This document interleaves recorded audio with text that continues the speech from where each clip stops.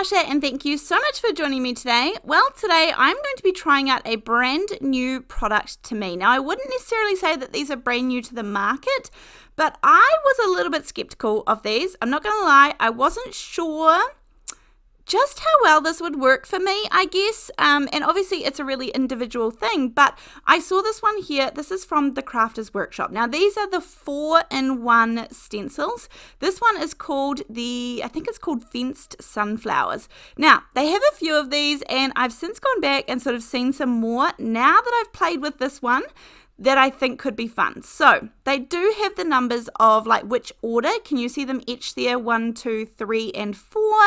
They also have some lining up guides. So there is like an etched line in there. So you don't need like a MISTI tool or something, some corner to pop it in.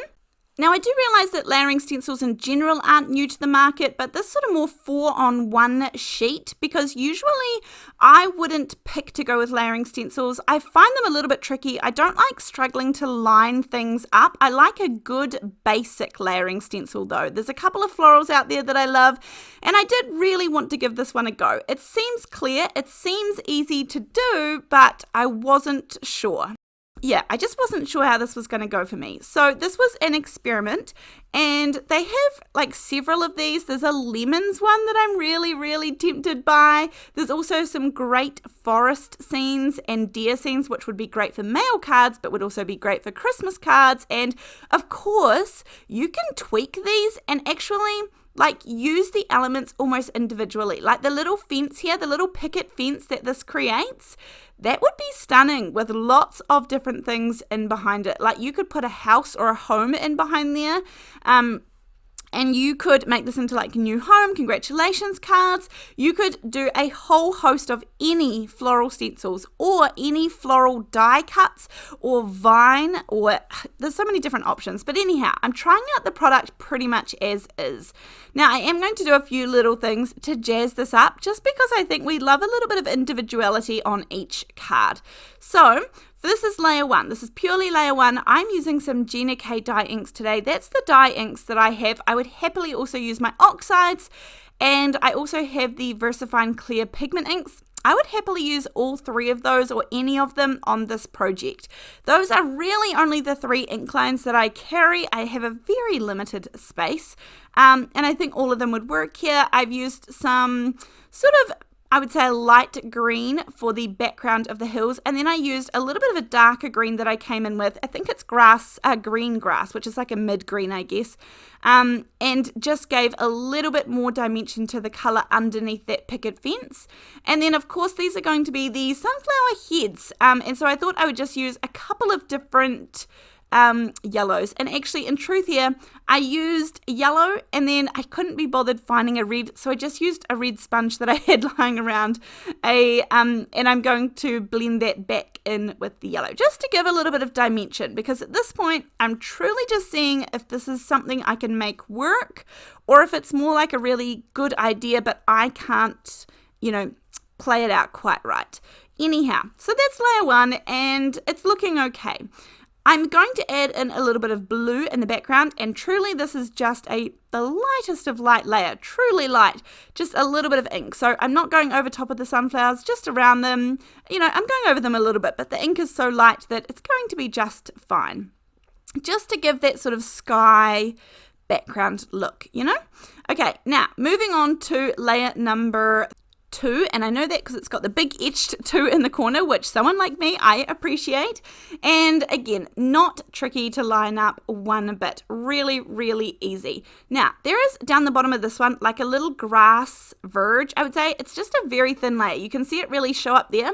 But actually what I'm going to do is I'm going to place this back and forward along the whole bottom line, just because I feel like one layer just made like a really sort of definitive line, and I want it to be like really random, a little bit more filled in, and look a little bit more like there's, all that grass growing under the fence that the lawnmower just can't reach or, something like that where the animals can't graze. There's that little bit of unruly grass that grows under your fence line or your picket fence. And so I just moved the stencil back and forward to get, not as perfect a pattern down there with that. So that was easy peasy. Then this layer also has the stems of the sunflowers, and we're going to work on these too, because obviously with stencils they need to have a joining part where things can join up, and so they do have some little lines in between them. It actually doesn't bother me, but I was having a play, so we're going to come up with a little option for that later on as well. Now just go back to this. I'm looking at the colors. They have some highlights on the fence there, and I was debating whether to do it in like a brown and turn it into a brown fence. They use the highlights in blue, and I just wasn't sure how that would look, but I'm really glad that I didn't do the brown. I really like the blue, and so I'm just using a very light touch of it, and it creates sort of highlight and definition to the fence line, I would say. Okay, and then I did wipe off my stencil. So I know that this part here has the insides of the sunflowers as well.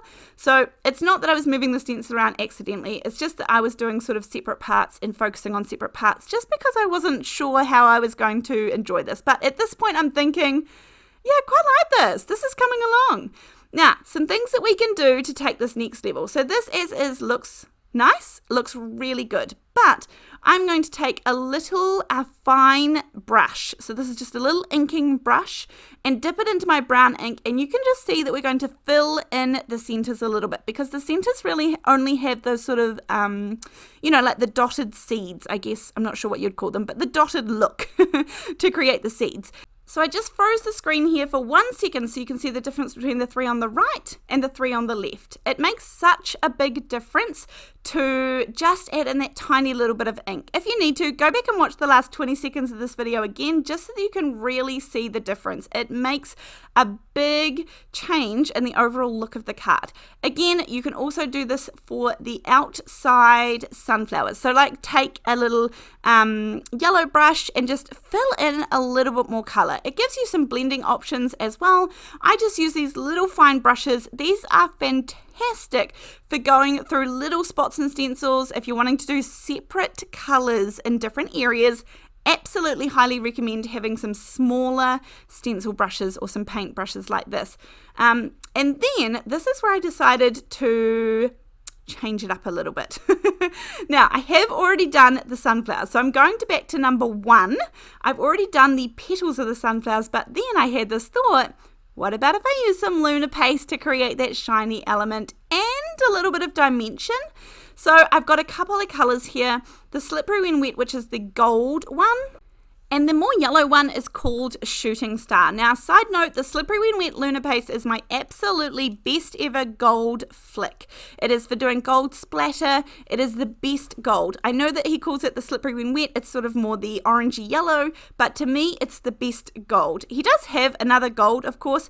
This one I just find much warmer. So I am at the bottom of my jar for this one. And so I've gone over with the Shooting Star, and I've just done the entire petals. So I am going over top of ink because, as I said, we're just having fun with this and we're learning as we go. And then I'm going to take the gold, or the Slippery When Wet, and go over that and just do some little highlights. And it looks a little bit funny until you take it off, and how stunning does this look? It's very hard for you guys to see the sort of shimmer and shine for a second, but at the end, and I think in the end photos, you can really see it.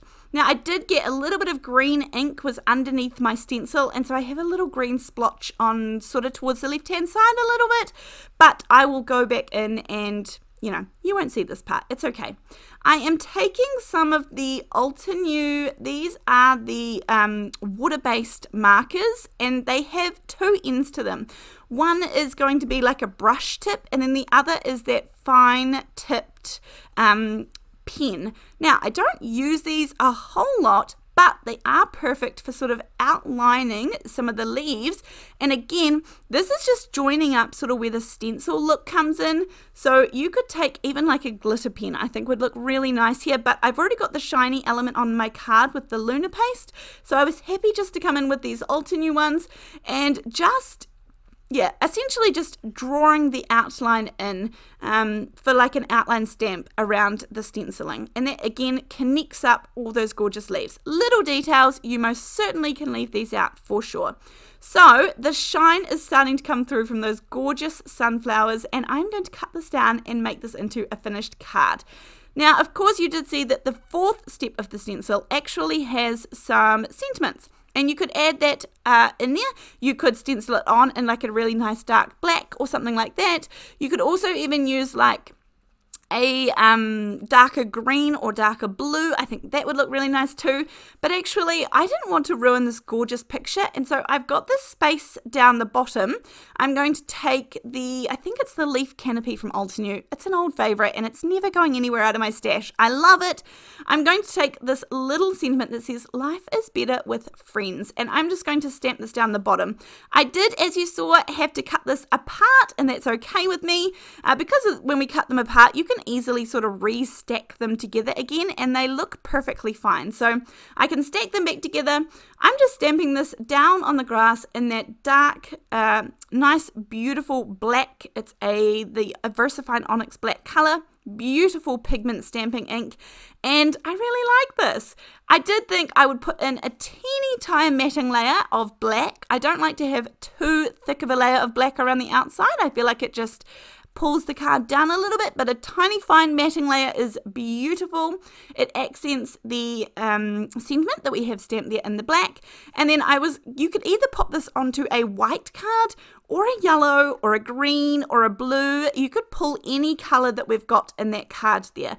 I decided to go with a little bit of a light blue card base. I just think that, again, we're pulling those gorgeous colors from there, and that is going to be this one finished. So would I recommend this? Absolutely. Am I very tempted to try a couple of others? Maybe. They might be sitting in my basket.